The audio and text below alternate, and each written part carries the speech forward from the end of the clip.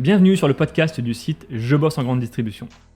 Je suis Jonathan, fondateur du site, et après plusieurs expériences comme chef de rayon et un passage dans le monde des médias, j'ai décidé de faire de Je bosse en grande distribution le rendez-vous de celles et ceux qui vivent le commerce au quotidien. Chaque semaine, je reçois un invité pour parler des nouveaux enjeux passionnants du monde de la grande distribution. On y parle des métiers, de transition numérique ou encore des sujets liés à la RSE. Si vous êtes un auditeur fidèle ou simplement de passage, et si cet épisode vous plaît, pensez à nous laisser une note ou un commentaire sur les plateformes d'écoute comme Apple Podcast ou Spotify, cela nous aide énormément. Place maintenant à l'épisode du jour, bonne écoute. Bonjour Monsieur Benavent. Bonjour. Vous êtes professeur à l'Université Paris-Dauphine, vous êtes docteur en sciences de gestion, si je ne me trompe pas. Oui. Alors j'ai recherché un peu dans mes archives notre premier contact, il date d'avril 2012. À l'époque, vous aviez commenté un article sur le blog qui parlait de yield management et on avait échangé quelques mots par mail. Et alors moi, je vous suis déjà depuis 15 ans, depuis mes années BTS. Je vous suis pour vos connaissances sur le marketing de la distribution. Et je trouvais ça hyper intéressant de vous avoir aujourd'hui à distance, mais pour ce podcast. Alors Christophe, moi j'ai une première question toute simple. Oui. C'est quoi le marketing de la distribution? C'est quoi votre définition? Marketing, deux questions, deux stratégies, qui on cible et qu'est-ce qu'on propose à ceux qu'on cible. Du côté de ceux qu'on cible, la grande question c'est est-ce qu'on touche tout le monde ou est-ce qu'on se concentre sur une niche? Je dirais la doctrine générale c'est de se concentrer sur une niche, mais en pratique dans la distribution, on s'intéresse à tout le monde. Au niveau du point de vente, il est hors de question de se concentrer sur une petite partie du marché. La segmentation, elle se fait géographiquement en fonction des emplacements. Et puis au niveau des enseignes, je dirais les choix sont limités. Ils vont se manifester par des choix d'implantation plutôt rurales, comme Intermarché, un peu plus périurbain comme Leclerc, au bénéfice de Leclerc, et dans certains cas, ça a été le cas de Carrefour, on a eu un très clair repositionnement sur les centres urbains avec toutes les déclinaisons de magasins urbains. Voilà.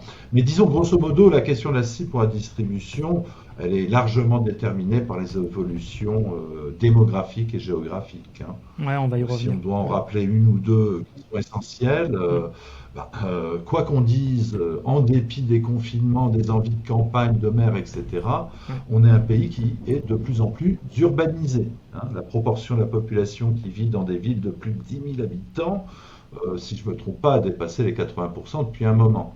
Ça, c'est un premier fait, donc urbanisation. Deuxième fait, quand même extrêmement important, qu'on oublie souvent, et qui détermine une grande partie de la demande et des caractéristiques de la cible, c'est la taille des ménages. Et quand on parle de taille des ménages, disons que 34% sont constitués d'une personne, un petit peu moins de 33%, dans les 33%, un tiers, deux personnes, et puis les familles qui ont été longtemps, je dirais, le terrain de jeu de la grande distribution et de l'hypermarché, c'est moins d'un tiers des foyers qui représentent 3 personnes et plus. Voilà. Donc ça sur la cible, et puis la deuxième chose, j'ai parlé d'offre de valeur, il vaudrait mieux parler de positionnement. C'est comment on va se situer par rapport à ses concurrents. Alors là, on peut avoir des choses plus ou moins affirmées. Si on est dans la distribution, je pense que Leclerc est quand même l'enseigne qui a la stratégie la plus consistante, cohérente et persistante dans le temps. C'est l'échelle de prix, tout simplement. Être à 90 quand les autres sont à 100, en gros. On a eu des tentatives il y a fort longtemps, quand on était encore dans une consommation heureuse et expérientielle avec des tentatives de Carrefour, mais finalement qui n'ont pas fait long feu. Il y a sans doute naturellement beaucoup d'autres possibilités, mais je dirais là plus pour les marchés de niche, mais on pourra en parler ensuite. Une fois qu'on a répondu à ces deux questions, on décline. Et on décline en termes de propositions de valeur, c'est-à-dire d'abord produits et services, donc décisions en matière de gamme, en matière d'étendue, étroit ou large. Des décisions, c'est toujours l'offre de valeur en matière de prix, Mais pour ce qui est de la distribution, je dirais que c'est relativement contraint cette question de prix, hein, pour de multiples raisons. La principale, c'est qu'à l'échelle locale, les consommateurs comparent et on peut difficilement avoir des écarts de prix importants par rapport aux autres. Et puis ensuite, on va essayer de faire en sorte que l'offre soit accessible. Moi, j'aime bien cette idée d'accessibilité, hein. Avoir un super service, un super produit, une super offre de valeur bien ciblée, c'est bien, mais encore faut-il, que les gens soient au courant, et c'est le rôle de la publicité, Ouais.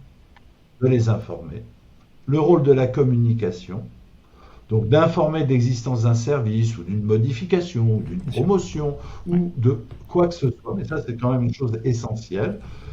Le rêve, c'est le rêve relationnel, c'est d'être en mesure avec chacun, non pas des clients, mais des consommateurs, d'être capable d'avoir un échange continu d'informations, Ouais. hein, les informer, mais aussi recueillir de l'information, hein, toute la chaîne CRM, et naturellement, ben, la question de la distribution, donc l'accessibilité physique, et faire en sorte qu'effectivement le service ou le produit soit mis à disposition là où c'est possible. Alors pour la distribution, c'est absolument passionnant ce dernier Ouais. aspect. C'est peut-être là où il y a comment dire, le plus d'évolution. Ouais. C'est que tout le problème de la distribution, c'est au fond tirer ou pousser. Est-ce que j'amène le client dans mon point de vente ou est-ce que je lui amène le produit à domicile, hein? Et en se calquant sur le processus du consommateur, de décision du consommateur. En gros, où est-ce que je recherche de l'information? Où est-ce que je réalise mes achats? Et où est-ce que je suis livré aussi, hein? On pourrait prendre les trois. Ouais, bien Mais sûr. juste les deux, ben, quand on croise les deux, on se rend compte qu'on a quatre modalités, hein.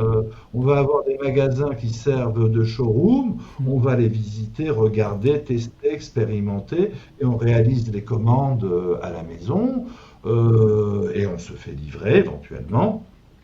On va avoir le modèle classique de la distribution qui est effectivement d'amener les gens à se déplacer et de faire leurs recherches et leurs achats sur le point de vente. Et puis, on peut multiplier les combinaisons. Alors, là où je pense que c'est passionnant, c'est qu'effectivement, on est dans une période d'expérimentation Ouais. où tous les degrés sont explorés actuellement, hein. La livraison hyper rapide, hein, Ouais. les fameux dark stores qui embêtent Darkstore, oui. les municipalités. Oui. Bien sûr, tout ce qui s'est développé avec le confinement autour de la livraison Ouais. et avec la montée des acteurs, hein, des Deliveroo, des Uber Eats, etc. Je vais te faire des petites courses cet après-midi chez le roi Merlin pour ne pas citer. Et puis, bon, j'ai vu qu'il y avait une modalité très sympathique. Aujourd'hui, on peut être rapatrié pour 19 euros en taxi chez soi avec le Ouais. matériel. Voilà. Ouais, vous avez parlé sans le dire vous avez présenté sans le dire les 4 P, les 4 P souvent qu'on apprend en tout cas en marketing. Ces 4 P, ils ont évolué. On parle aujourd'hui maintenant de 5 P quand on inclut les personnes, et on parle même de 7 P si je ne me trompe pas, en parlant de processus ou de preuve physique. Est-ce que vous Oui, considérez que non, cette oui et définition a non. évolué? Moi, je m'en tiens aux 4P tels que les avez Ouais. présentés. C'est vrai que dans une certaine littérature académique, il y a eu des discussions depuis longtemps, des modifications, mais finalement, le cadre est simple et solide, quoi, hein.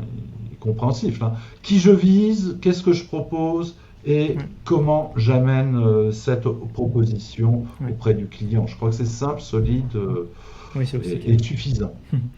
Parmi les P qu'on a un peu listés, c'est notamment le produit, c'est-à-dire l'offre ou l'assortiment. On a aujourd'hui des enseignes qui sont en Et les concurrence services. avec des services qui sont en concurrence avec des e-commerçants. Les premiers ont entre 20 et 30 000 références sur leur surface de vente, et les autres ont plusieurs milliers, plusieurs millions de références. Je pense à Amazon, à AliExpress. Alors, d'un côté, on voit les enseignes qui proposent maintenant des services en plus pour inciter les gens à consommer sur le point de vente. Et d'un autre côté, on a aussi des acteurs e-commerçants qui proposent une multitude d'offres justement pour essayer de toucher le maximum de personnes. C'est quoi pour vous l'importance de l'offre aujourd'hui? Alors, ben, l'importance de l'offre, elle est liée à la diversité de la demande. comme vous le Donc, disiez. dans la distribution, on est amené à devoir viser finalement tout le monde, hein, où la Bien sûr. segmentation ne peut être utilisée qu'à un niveau opérationnel, mais stratégiquement, on sert tout le monde. Il faut servir toute la variété des produits Ouais. demandés. Ouais.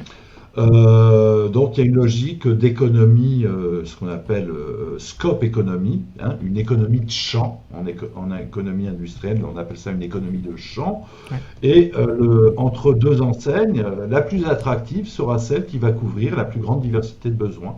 Donc il y a le plus grand nombre de références. Et de ce point de vue-là, il est absolument évident que le e-commerce bat à plat de couture le modèle de la grande distribution, hein. De très très loin. Maintenant, ça ne veut pas dire que des formes de e-commerce purs, des pure players vont dominer systématiquement, hein. C'est la crainte Amazon. Pour une raison assez simple, c'est que dans la consommation de la distribution, hein, je dis bien la consommation de la distribution, on ne fait pas qu'acheter des produits, on ne fait pas que s'approvisionner. Oui. On va aussi vivre quand même une certaine expérience. Alors l'expérience de l'hypermarché est plutôt pauvre, mais l'expérience d'aller dans un centre-ville et une zone commerciale où il y a des vêtements, même si c'est un secteur en déclin, mais il est peut-être en déclin pour d'autres raisons, là on a besoin de toucher, de visiter, de se balader, d'échanger, de discuter, de boire un café. Et il y a une valeur, une gratification, une espèce de valeur secondaire à la fonction principale qui est exercée, s'approvisionner, mais qui peut être source de plaisir et de satisfaction. Ouais, la notion d'expérience a pris beaucoup de place dans le retail, j'ai l'impression. Je pense qu'elle a pris une place importante au début des années 2000, hein, c'était la période où ces notions d'expérientiel apparaissaient, mais je pense qu'assez rapidement, la question d'expérience n'est plus tout à fait d'actualité.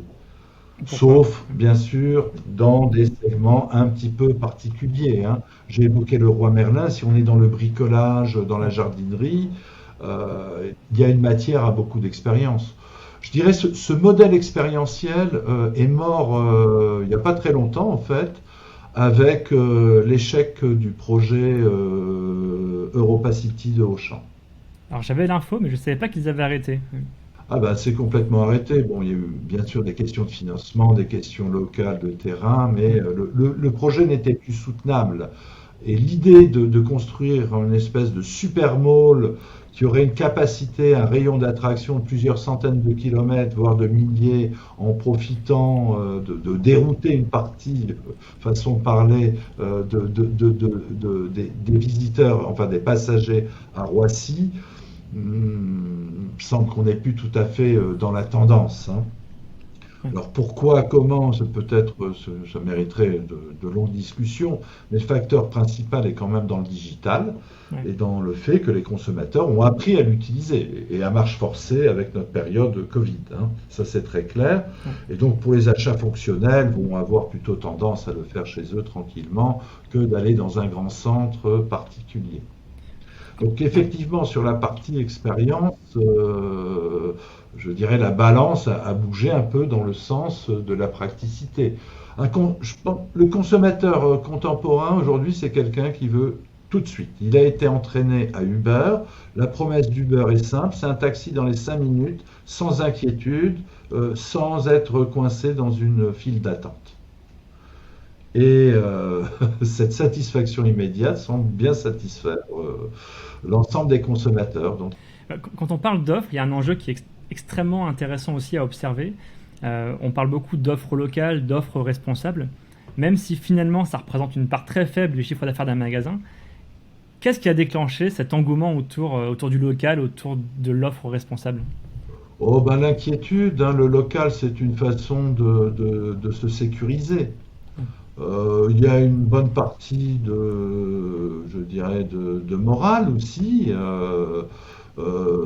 Et puis il y a un mouvement général qui est peut-être tout à fait souhaitable, mais qui est enclenché maintenant depuis quelques années autour, je dirais, de la légitimité des marques, hein. Il est absolument impensable de dire qu'on n'est pas responsable. Donc aujourd'hui, tout le monde se doit d'avoir une offre responsable au sens général, qui paye bien l'agriculteur, qui soit bon pour la santé, qui soit bon pour la planète. Bon, je dirais ça, c'est la part de normes sociales. Tout le monde est obligé de s'y plier. C'est beaucoup de communication aussi. Et communication, pas vraiment, parce que ça n'apporte rien. Aujourd'hui, ça n'apporte rien. Être responsable, c'est simplement être au minimum vital. Les très grandes marques ont compris l'importance d'être légitimes sur ces critères, qui sont aujourd'hui partagés par une grande partie de la population, hein, et dans le monde, et font quelquefois plutôt bien, et souvent bien. Moi, je pense à Coca-Cola, avec cette petite innovation sur les packaging, juste du carton, qui saisissent les canettes. C'est quand même beaucoup de travail pour avoir élaboré ça. On peut toujours continuer sur Coca-Cola aujourd'hui, la transformation qu'ils sont en train de préparer dans un circuit qui n'est pas la grande distribution, qui est café, hôtel, restaurant, et qui va aller vers un retour vers le modèle de la consigne. Donc quand vous avez des grands acteurs et des grandes marques qui jouent ce jeu, tout le monde est obligé de suivre. Sinon, vous n'êtes plus dans la course. Alors après, ça peut être une partie de critique de certaines stratégies de certaines marques, c'est qu'elles peuvent penser, ou certains cadres peuvent penser que c'est un axe de différenciation, alors que c'est juste un axe de légitimation, c'est pour être comme tout le monde. Je voudrais revenir sur l'offre et la question de l'expérience. Et ce que n'ont pas toujours bien fait les grands distributeurs classiques, c'est comment compléter leur offre, et notamment leur offre magasin, et notamment un très grand retard dans la plateformisation de la distribution. Ils n'ont pas construit leur plateforme, pour la plupart. Qu'est-ce que vous entendez par plateformisation ? Eh bien, de pouvoir fédérer, par exemple, des producteurs locaux pour leur offrir des marchés à plus grande échelle, tout simplement. Je ne veux pas dire que c'est un souhait personnel, mais je trouve que c'est un peu dommage que sur des enseignes, toutes les enseignes de grande distribution, je ne vais pas en citer une en particulier, il n'y ait pas un complément de gamme constitué par des productions locales et qui permettrait d'être croisées, etc. Bon, il y a certains commentateurs et observateurs du monde de la distribution, je pense à Philippe Moati, qui au cours des périodes de confinement avait proposé un peu cette idée-là. Est-ce qu'il pensait plus à la Poste? Pourquoi aucun acteur n'a essayé de fédérer le monde du petit commerce pour lui donner un accès plus général? Au contraire, dans le domaine, on a plutôt vu des tentatives assez avortées pour la plupart, donc des dizaines et des dizaines de plateformes locales qui généralement ne fonctionnent pas, touchent très peu de clients, coûtent cher en subvention. Ouais. Dans les cas de paie, il y a aussi la notion de prix, et c'est un sujet extrêmement d'actualité. J'ai l'impression qu'on a une grande distribution à deux vitesses aujourd'hui. D'un côté, les enseignes qui pratiquent les prix bas, bon, je pense notamment aux hard discounters, et de l'autre, le développement du luxe, qui ne faiblit pas. Je parlais avec un concessionnaire auto il n'y a pas très longtemps qui me disait qu'il y a 5 ans, ils vendaient 3 Clio pour une Dacia. Et aujourd'hui, ils vendent plutôt 3 Dacia pour une Clio. C'est assez intéressant en tout cas cette comparaison avec la voiture. Comment vous analysez cette évolution de la grande distribution avec ces deux vitesses, avec le luxe et le discount? Moi, je dirais que c'est presque 3 vitesses même, voire plus. Bon, je pense que là, c'est un phénomène plus profond et ancien, qui s'est, on va dire, en gros, enraciné dès les années 90 avec la globalisation. C'est l'évolution des inégalités, donc c'est la traduction d'une société inégale, tout simplement. Il faut une offre pour des niveaux de revenus différents. Il faut une offre pour les gens qui ont 1 000 euros par mois et moins. Il faut une offre pour les gens classe moyenne qui sont à 2 000 euros et moins. C'est déjà plus tout à fait les classes moyennes. Et puis, vous avez une population qui s'est accrue de cadres et de gens qui ont des revenus à 4 000 euros et plus. C'est à peu près 5% de la population, en gros. On a une adaptation. Alors, en une image, il fut un temps où j'allais régulièrement au Brésil. Voilà. Et c'était une des choses qui m'avait frappé dans une ville comme Sao Paulo, c'était la segmentation des prix et des offres. Donc en matière de restauration, on pouvait manger pour 3 euros, donc un plat du jour dans un boteco, ce qu'on appelle le commercial là-bas, Et puis quand on allait dans une pizzeria un petit peu trendy, des beaux quartiers, ben, c'était plus cher qu'à Paris. Voilà. Donc on se retrouve face à ça, c'est-à-dire que le modèle de distribution qui se pense s'adresser à une population moyenne de revenus modestes, mais quand même suffisants, peut-être n'est plus tout à fait adapté et vous avez un développement effectivement vers le bas. Hein, pensez à la vieille idée du bottom of the pyramid. Ouais. Et puis de l'autre côté, ben, on a l'exponentielle des consommations des très riches, où tout est possible.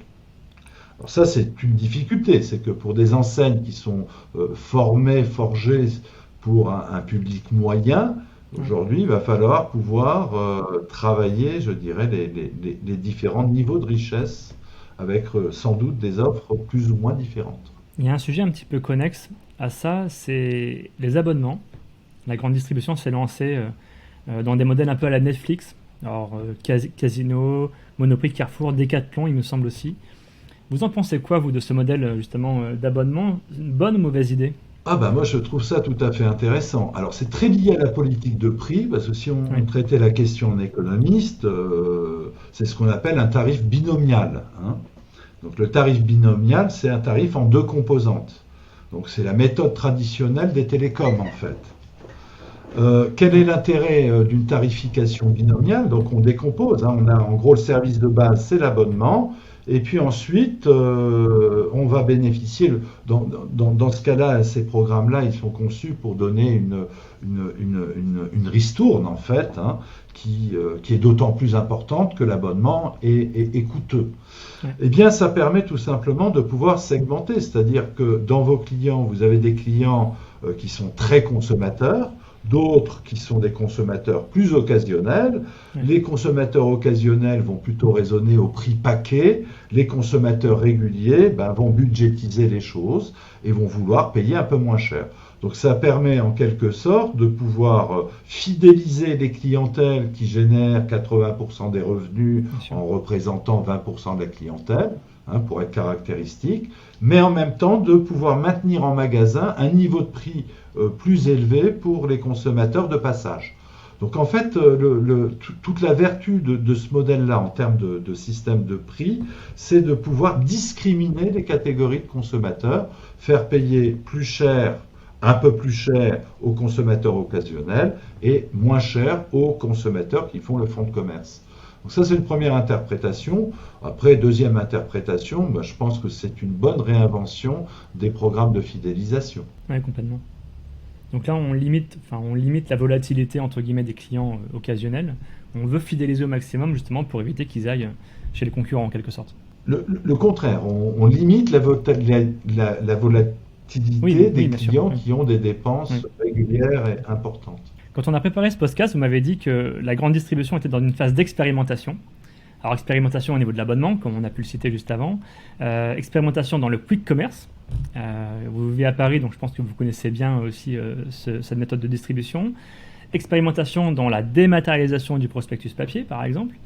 Il se passe beaucoup de choses justement dans la grande distribution en ce moment. Quel regard portez-vous sur tous ces changements?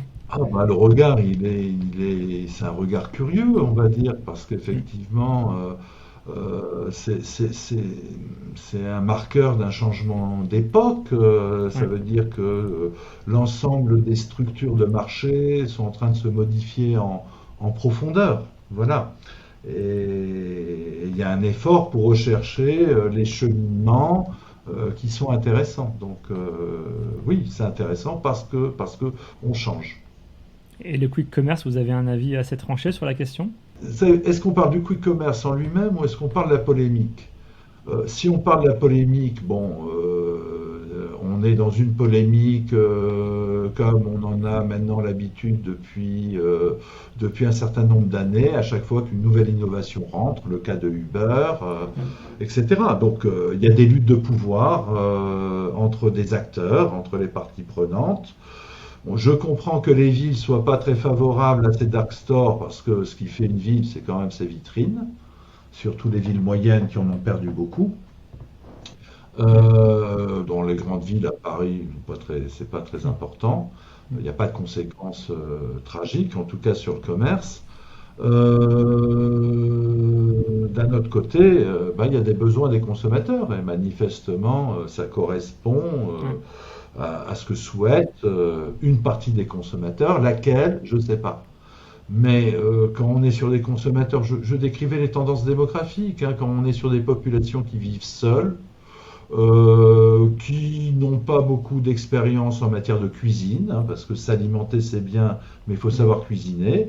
Quand on ne sait pas cuisiner ou qu'on n'aime pas cuisiner, on part vers de la cuisine industrialisée, qu'elle soit au restaurant, parce que pour la Bien plupart sûr. elle est industrialisée, ou en distribution. Je crois qu'une des choses qu'on aura pu apprendre, c'est que sur la période récente, c'est que la distribution s'est bien portée en mangeant le marché de la restauration, hein, tout simplement. C'est vrai.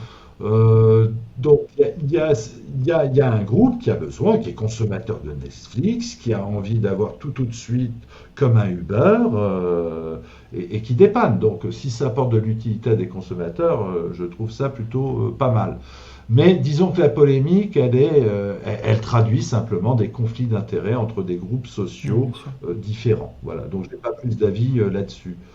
Maintenant, au fond, sur la méthode même, on parlait d'expérimentation. On voit qu'il y a une nouvelle façon de résoudre ce problème de comment on règle, non pas le dernier kilomètre, mais les derniers 10 kilomètres. La distribution, fondamentalement, c'est quoi technologiquement? C'est un hangar à un endroit donné, et c'est des consommateurs qui sont dispersés dans l'espace. Donc ça, c'est la dimension physique et géographique, hein, ou géoéconomique qui est importante. Est-ce qu'on a un habitat qui est diffus? Est-ce que le fait d'avoir un grand hangar permet de baisser les prix? Ça était sans doute la situation des années 70 et 90 qui justifiait de mettre des hypermarchés en dehors des villes. Il n'y en a pas dans Paris d'hypermarché, ou un. euh, et de faire porter la charge du déplacement, donc le travail du déplacement sur les consommateurs. On était dans une période où l'équipement automobile était en Bien sûr. croissance très forte, où l'énergie n'est pas trop chère, même s'il y a eu une crise du pétrole en 73, et qui était à peu près supportable, et qui était justifiée par des achats massifs, des paniers à 1000 euros, des caddies remplis, qu'on stocke pour la semaine. Dans un monde urbain où la population est dense, mais vit seule, Mm.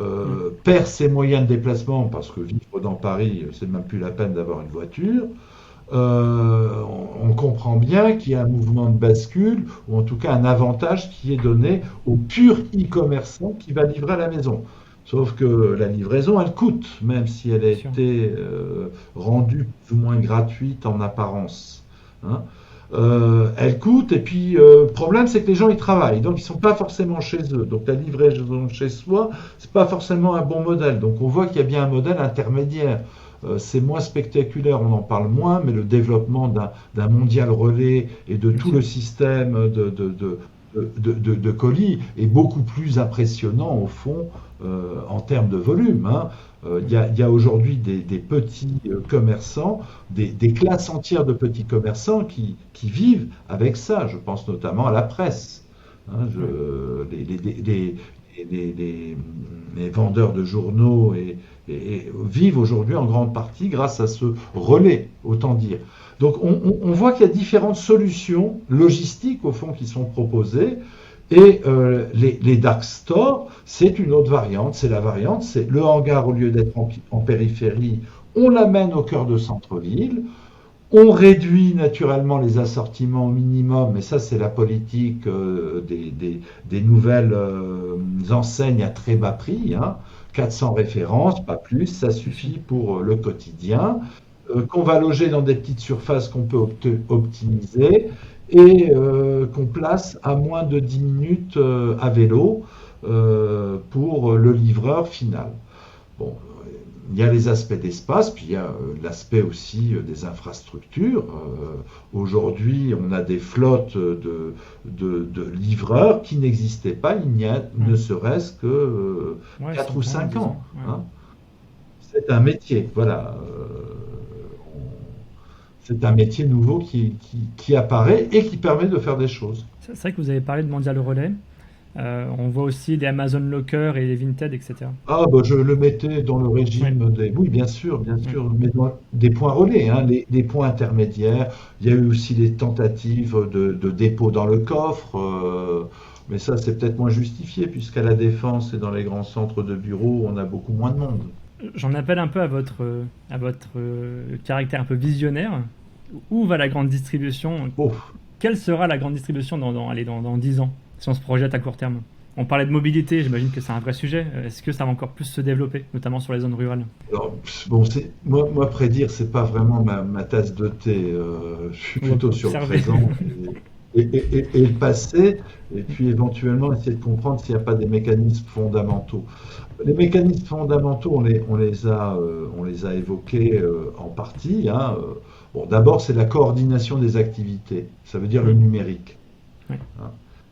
Plein d'opérations, ne serait-ce que sortir un ticket de caisse, effectuer une commande, ces choses-là, le numérique permet effectivement de le faire de manière beaucoup plus simple. Donc, ça crée des avantages.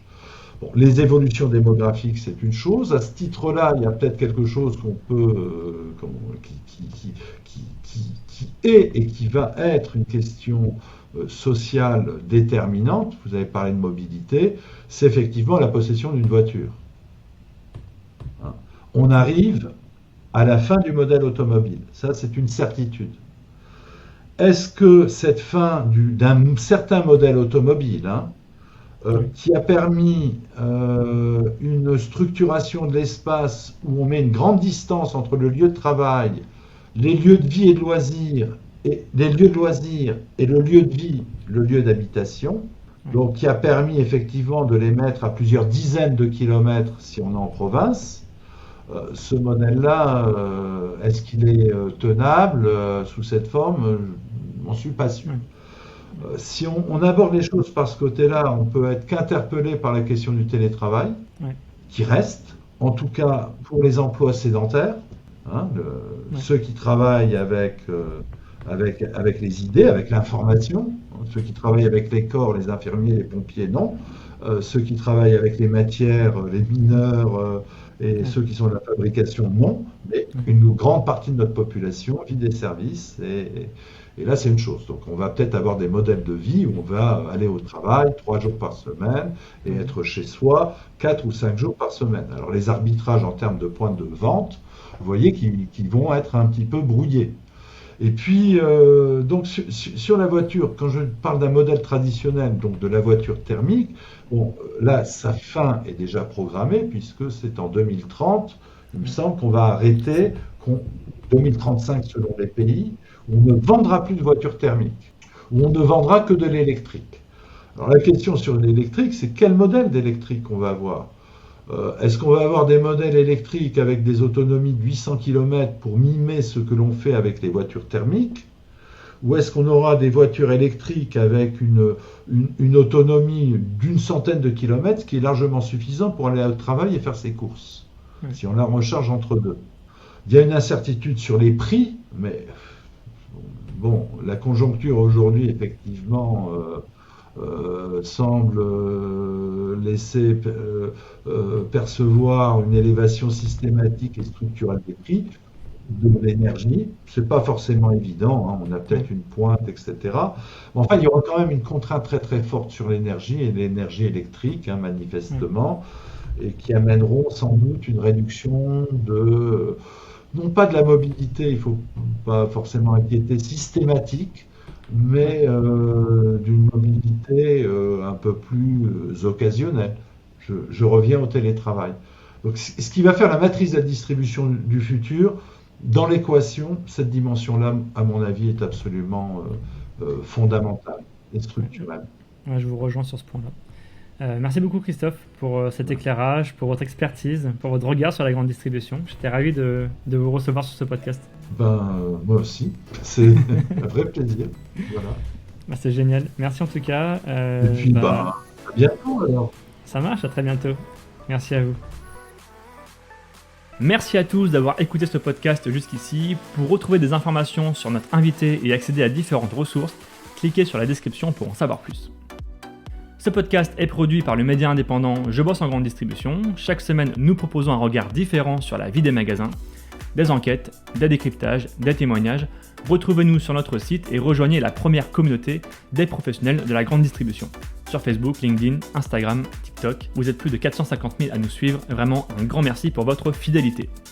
Et pour celles et ceux qui veulent aller plus loin, nous proposons toute une série de ressources et d'accompagnements à destination des commerces. Pour en savoir plus, cliquez dans le menu Agence ou ressources sur l'accueil de notre site. À bientôt!